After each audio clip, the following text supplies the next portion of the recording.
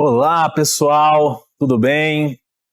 Estamos aqui de volta. Meu nome é Felipe, sou CMO do Reclame Aqui, cofundador, e hoje estou aqui com uma turma especial para falar de um assunto que eu gosto muito, que o Reclame Aqui gosta bastante, que é reputação.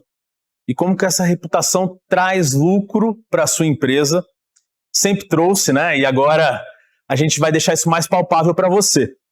O tema de hoje é reputação dá lucro, foco na solução do problema como chave para aumentar o seu faturamento. Eu queria apresentar aqui nossos 3 convidados de hoje, começando ali pela ponta. Nós estamos com a Betânia Gattai, gerente Brasil e Latam de atendimento ao cliente na Unilever. Tudo bom, Betânia? Tudo bem, obrigado pelo convite, Felipe. Obrigado você por ter vindo aqui falar com a gente. E aqui, já prata da casa, né? Acho que, sei lá, 4ª ou 5ª vez que está aqui com a gente, nosso parceiraço, Márcio Chaer, diretor de operações e relacionamento na Americanas. Boa tarde, Felipe. Pode chamar outras 5 que eu venho. Maravilha, maravilha. E aqui do meu lado, a Thaís Suzuki, diretora de CX no iFood. Tudo bom, Thaís? Bom, Felipe, obrigada pelo convite. Obrigado a você por estar aqui. Acho que um primeiro ponto aqui que eu acho super legal da gente tratar aqui nesse bate-papo são 3 empresas diferentes, 4, né, com Reclame Aqui, 4 empresas diferentes, todas com ótima reputação, não só no Reclame Aqui, mas no Brasil como um todo. E ter ótima reputação não quer dizer não ter problema, né? Como diz aí o nosso fundador glorioso Maurício Vargas sempre falava, toda empresa tem problema, boa é a que consegue resolver, mas obviamente cada um no seu segmento, são problemas diferentes, volumes diferentes, paciência do seu consumidor diferente. Alguns consumidores conseguem esperar até 5 segundos, 10 segundos, 1 minuto para esperar a comida chegar, outros têm um pouquinho mais de paciência. Eu queria começar abrindo um pouquinho, falando dessas diferenças de volume, de tempo, de experiência de cada uma dessas empresas. Então vamos abrir com você, Thaís, falando um pouquinho desse seu universo, do impacto aí que você viu nesses últimos anos, pandemia, boom de vendas e, consequentemente, quanto mais se vende, mais problemas acontecem, é natural. Como que foi essa experiência e como que você vê essa diferença e essa atuação do iFood nesses últimos anos? Bom, primeiro, super desafiador, né? Como você falou, o iFood hoje tem um ecossistema muito grande. Somos em quase 300 mil parceiros, restaurantes, supermercados, 40 milhões de clientes e quase 70 milhões de pedidos, além de mais de 200 mil pessoas entregadoras trabalhando nesse ecossistema todo. A gente gosta de falar no iFood que a complexidade e a forma como a gente lida com ela é o que nos trouxe até esse momento, assim, é o que leva o nosso sucesso. Porque hoje a gente se coloca numa posição onde, apesar de não controlar toda essa cadeia, todos esses grupos são os meus clientes. Então eu preciso fazer com que toda a jornada desses 3 grupos funcione muito bem, e quando ela não funciona, eu tenho que estar presente e atuante, ser muito resolutivo para os 3. E como você falou aí sobre tempos e expectativas de usuários e clientes, eu costumo falar que pessoas com fome têm um nível de tolerância um pouco diferente. Então, além de tudo, além dessa presença em todos os canais, em ser resolutivo, em cuidar das 3 pontas, a gente tem um desafio do tempo. Porque é um restaurante que está preparando uma comida, um entregador que foi lá buscar e tem um tempo ali de entrega e também precisa do nosso suporte ao longo dessa jornada, e do cliente, né, que apesar da gente não ser o produtor da pizza, é para a gente que ele vai recorrer caso ele tenha um problema. Então, acho que esse conjunto de desafios torna tão interessante essa nossa jornada com atendimento ao cliente. Nossa, realmente, eu com fome, eu não tenho tanta paciência. É diferente quando eu não estou com fome, eu imagino aí os desafios, né? E lá na Americanas, Chaer? Eu acho que a Thaís falou de toda a complexidade que é, né, uma operação. A gente também tem, né? E são mais de 10 milhões de contatos por ano que nós administramos. Agora, eu entendo que nosso grande desafio, né, é fazer com que essa relação para o cliente seja muito fluida e muito simples. O cliente não quer saber da nossa complexidade ou de quanto é difícil organizar uma operação de atendimento com seus diversos canais, né? Ele quer falar com a gente, por isso que ele tá nos acionando e obviamente ele espera uma relação muito fluida e uma relação simples e fácil, né? Mas talvez esse seja o nosso grande desafio, né? Fazer com que a relação do cliente seja uma relação fluida e uma relação rápida. Ele possa ter, não importa se ele comprou para receber em 7 dias, ou se ele está comprando um pedido que sai da loja para receber em 2 horas, em 1 hora, né? Se ele precisar nos acionar, ele quer uma solução rápida. Então, esse é o nosso desafio hoje. E, Betânia, acho que eu não sei quantas marcas vocês têm lá. Eu sei que são várias, já sou cliente de algumas, mas a gente estava falando um pouquinho da sua realidade, comparando até um pouquinho com a dos nossos amigos aqui, quantidade de reclamações, por exemplo, que é bem diferente, mas também tem algumas outras particularidades, né? Você lida com vários varejistas, né, que distribuem os seus produtos, também tem outras particularidades, e produtos diferentes, né? Sim. Então, produtos de várias linhas, como que é isso no seu dia a dia? Estava ouvindo a Thaís e o Maurício falando dos números, né? Eles têm essa complexidade também dos volumes, né? E eu, nesse quesito, eu estou num lugar mais confortável, assim, porque o que eu atendo num ano, eu acho que eles estão atendendo em 1 semana, é o meu volume anual. Porém, como você mencionou, Felipe, são marcas, a Unilever tem mais de 20 marcas, e são marcas muito reconhecidas. A expectativa do consumidor, não só no meu caso, mas com vocês também, eu acredito, a expectativa do consumidor em relação às nossas marcas e às marcas da Unilever é muito alta. Algumas delas são top 10, né? São a referência do segmento. Então, eu tenho que fazer jus a essa expectativa do consumidor e essa diversidade de assuntos. Como a Thaís falava dos alimentos, a gente tem um grupo de marcas que atua no mundo de alimentação, eu tenho um grupo de marcas para beleza, um grupo de marcas de limpeza de casa. Então, a gente brinca lá na Unilever que na casa de todo brasileiro tem pelo menos um produto da nossa companhia. E eu nunca sei quem vai me ligar. Então, eu tenho que estar preparada para essa surpresa. Eu tenho que estar preparada para falar de qualquer assunto, pode ser uma dúvida nutricional, como tirar mancha, como pode ser uma reclamação de um produto que não performou conforme a expectativa ou que tinha algum problema. Então, eu acho que cada vez mais as empresas estão entendendo que essa relação one-to-one, que a gente fala, de 1 para 1, é fundamental para fortalecer essa reputação, né? No meu caso, eu tenho que treinar as pessoas para diferentes assuntos, diferentes categorias de produtos, ter uma equipe afiada, né? Não é tanto volume, mas a diversidade de temas que pode acontecer, né? No meu caso, que é o desafio. E eu não sei como eu lidaria com 70 milhões que você falou, Thaís, de pedidos. Né? Eu tenho um volume muito menor, mas eu tenho essa delicadeza, às vezes uma mãe que compra Dove Baby, que tem uma insegurança, como que eu vou dar banho no meu recém-nascido, eu posso ou não posso utilizar esse produto. Então, às vezes tem assuntos que são até técnicos, né, que a gente precisa preparar a equipe. Dá-lhe treinamento, né? E vários assuntos diferentes. E quando a gente vem para a questão de aconteceu algum problema, aconteceu algum desvio ali na operação, a gente atuou, nosso time de atendimento atuou, resolveu o problema, a gente reteve ali. Enfim, consertamos um problema operacional, independente de onde aconteceu, independente se foi uma experiência, foi um problema logístico, enfim. A gente evitou o churn. As pesquisas mostram, inclusive no próprio Reclame Aqui, que um cliente que teve um problema e ele resolveu esse problema, ele volta sim a comprar da sua marca. Inclusive, é uma das 3 perguntas que o Reclame Aqui faz essa, né? Você voltaria a fazer negócio com essa empresa? E hoje, conquistar um cliente novo, vários estudos de marketing mostram quanto custa, dependendo do setor. Não é tão barato. Hoje a disputa por um novo lead está cada vez mais caro. Os setores de marketing brigam por isso a cada dia. Vocês acham que... Aí agora eu vou começar ao contrário, vou começar por você, Bethânia.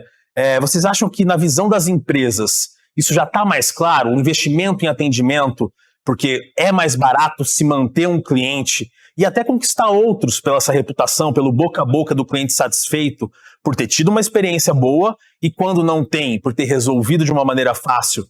Isso já está mais claro para as empresas, isso já está mais comprovado e com isso tendo mais investimento em treinamento, por exemplo, em boas experiências, no CX, no CS. Como que vocês estão vendo isso? Sim, eu acredito que houve uma evolução. Acho que ao longo das décadas, né, eu que sou aqui talvez a mais antiga, né, no mercado atuando com serviço, a gente vem de uma evolução do Código de Defesa do Consumidor em 92, né?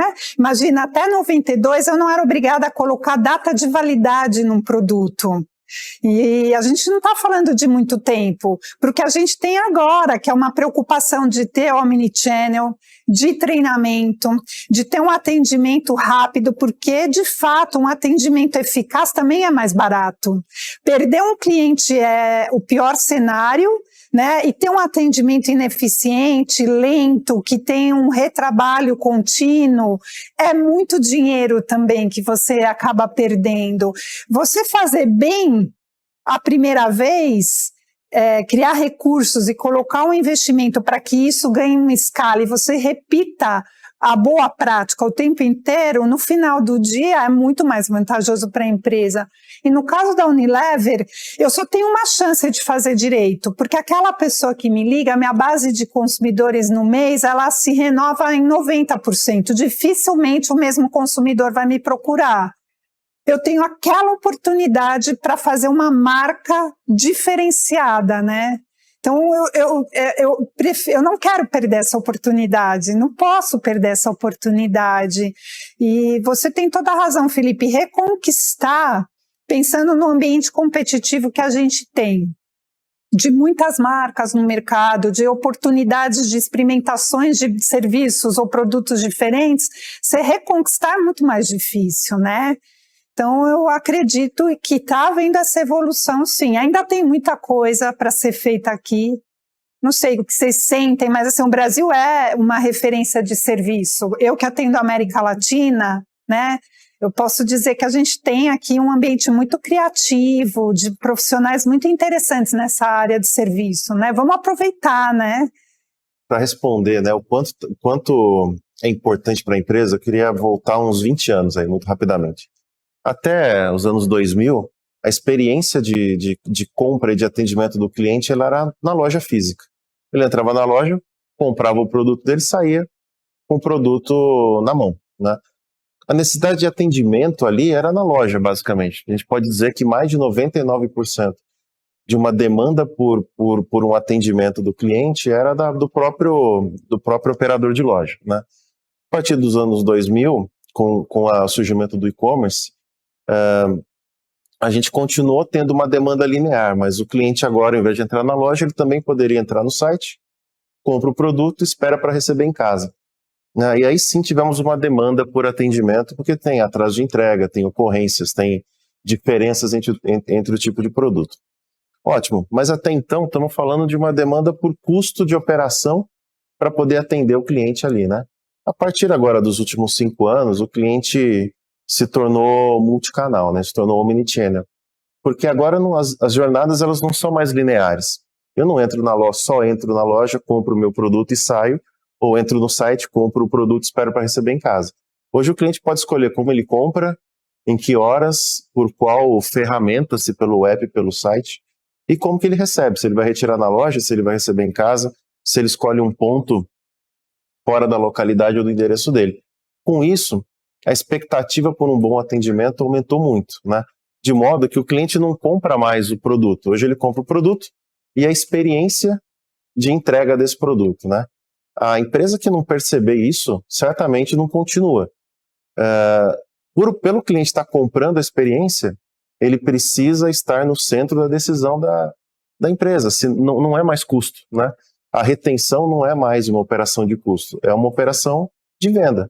Porque reter o cliente, atendê-lo bem, significa um dos passos para oferecer uma boa experiência de compra e de entrega para o cliente, né? Esse é o nosso entendimento. E não dá para fazer isso se a decisão sobre o cliente não estiver na estratégia da companhia, né? De fato. E para vocês lá, Thaís? Primeiro, adorei o ponto que os dois trouxeram, porque eu acho que diferente do mundo da Unilever, da Americanas, o iFood ele já nasceu no mundo digital, né? A gente não passou por essa transição do atendimento na loja para depois ir para um atendimento num canal digital, num chat ali. Então, acho que para a gente sempre já foi desafiador ter nascido nessa imersão, trazendo esse olhar de que o atendimento era um investimento e não uma operação, porque a gente não passou, né, por todas essas etapas.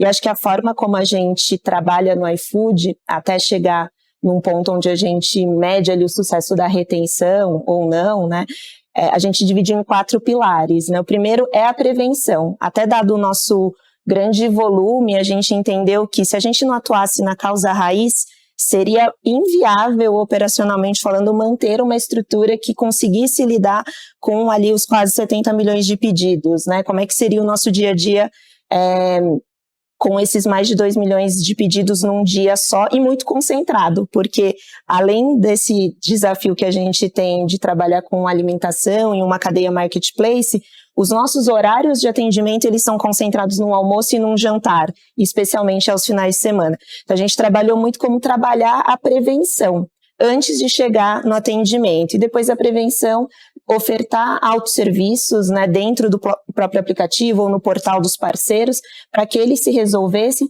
E se isso não fosse suficiente, estar presente ali com o suporte. E quando a gente fala estar presente, não é só dentro dos nossos canais, mas também em canais como o RA, as próprias redes sociais, porque a gente entendeu que se a gente não resolver, seja onde esse cliente for buscar, ele não vai querer mais estar com a gente.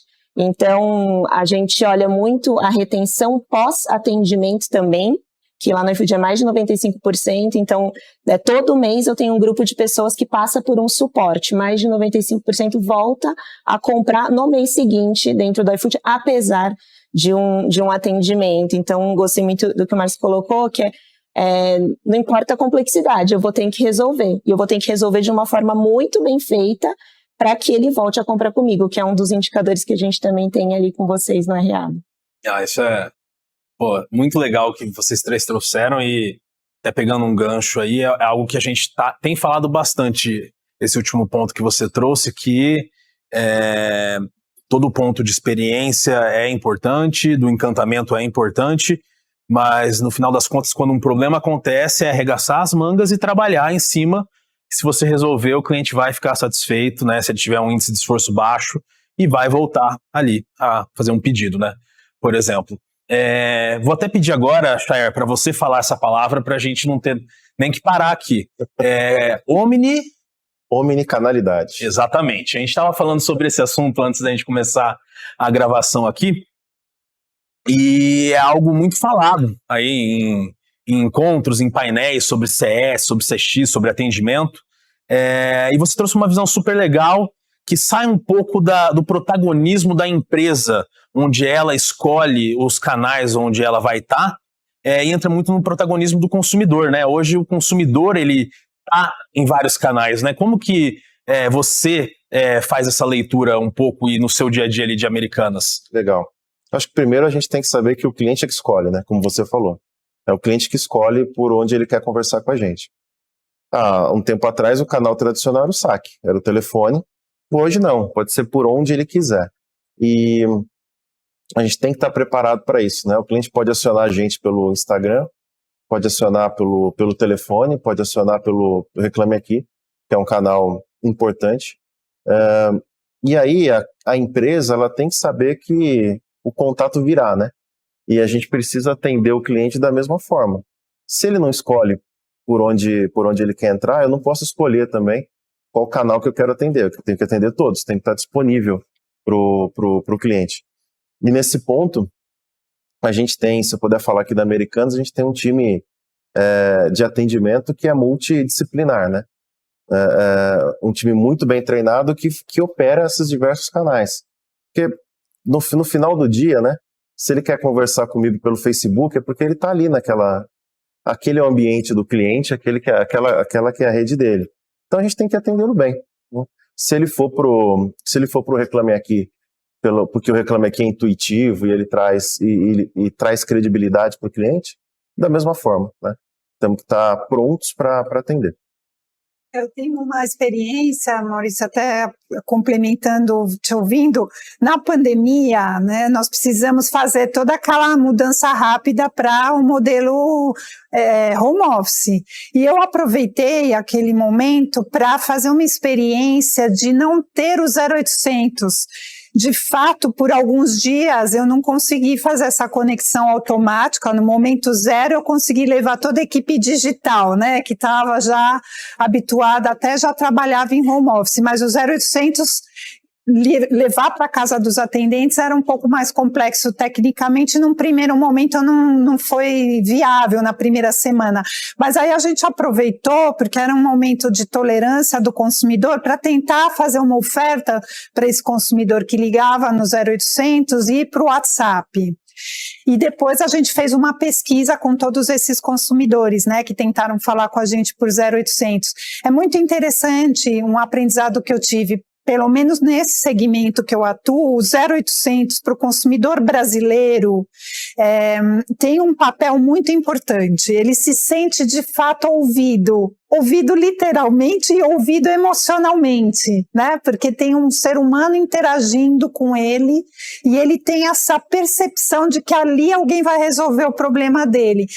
No meu mundo de muitas marcas do Brasil inteiro, eu entendi que a gente precisa oferecer o canal, é isso que você está sabiamente colocando aqui, né, para o consumidor do jeito que ele quer falar comigo. Então tem lugares do Brasil que o 0800 é fundamental, e tem consumidores que amam bot, querem falar com o robô, querem uma solução self-service, né, e resolver rápido.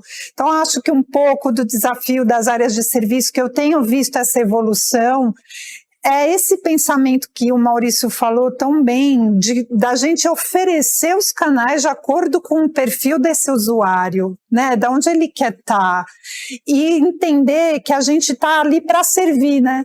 Você foi falando das lojas, eu falei, o servir sempre, como é que é? O servimos bem para servir sempre, né, que é um lema tão antigo. Acho que isso não muda, não importa o canal, não é mesmo? Exato. A gente tem que estar onde ele está, né? E quando é multicanal, é público, né?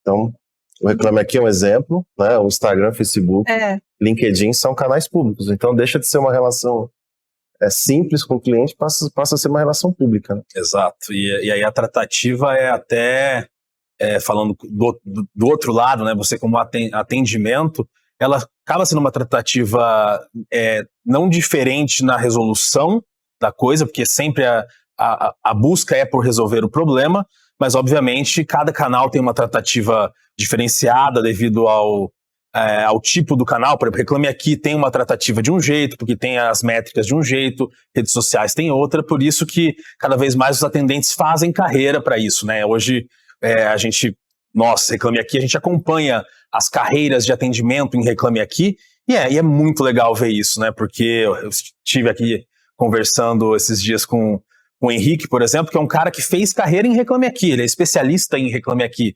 Por quê? Porque ele é um cara de atendimento, de experiência do cliente e conhece tudo sobre Reclame Aqui, assim como tem pessoas de redes sociais que sabem como lidar com aquele perfil, com timing de redes sociais, então é muito legal. Mas no final das contas, o objetivo é resolver o problema do consumidor e, óbvio, gerar o que a gente está falando aqui, que é reputação, para ajudar a empresa a vender mais no final das contas, a manter o cliente.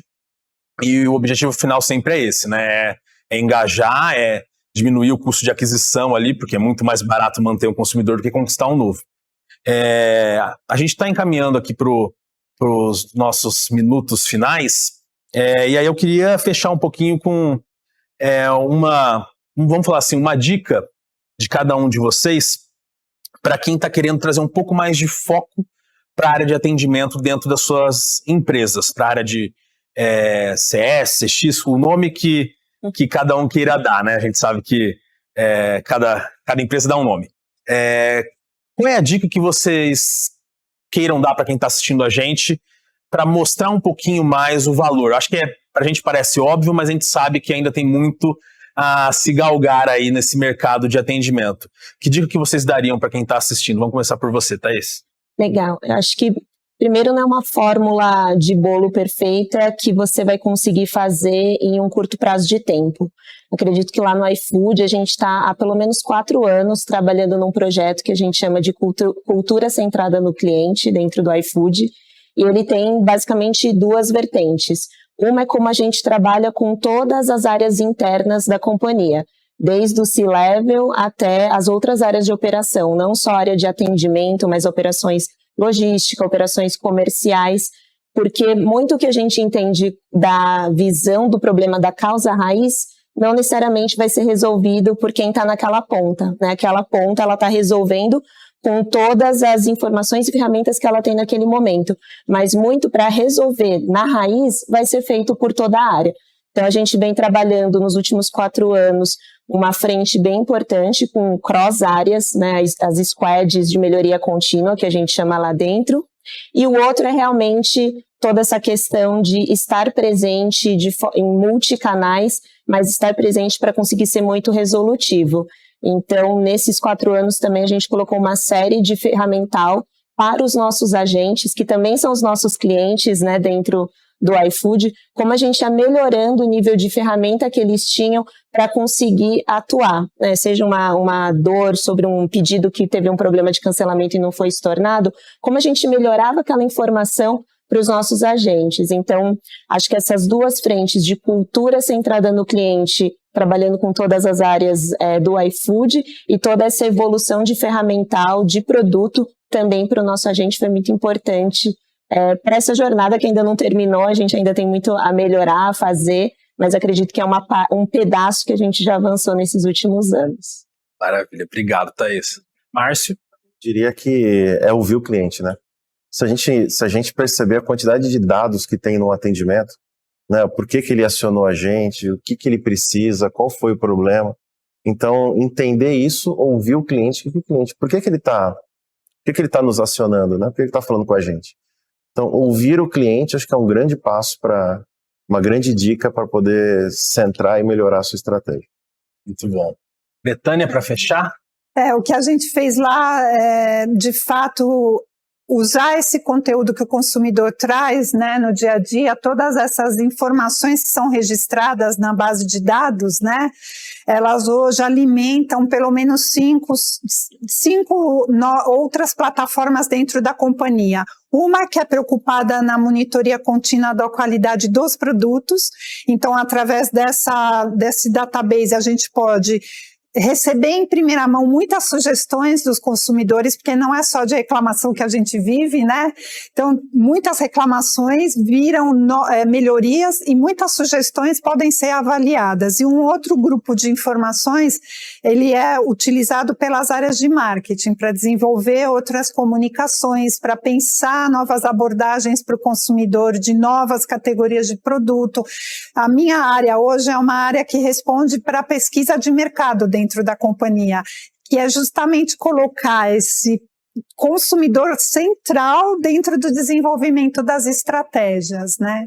Então, eu acho que isso também é uma evolução que eu sinto que o mercado vem buscando, usar a informação, né? Para melhoria de produto, né? Com certeza, o atendimento tem que estar próximo de produto também.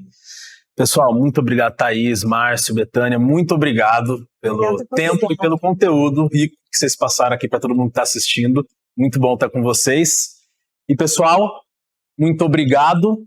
E já já a gente volta com mais conteúdo para vocês. Até a próxima.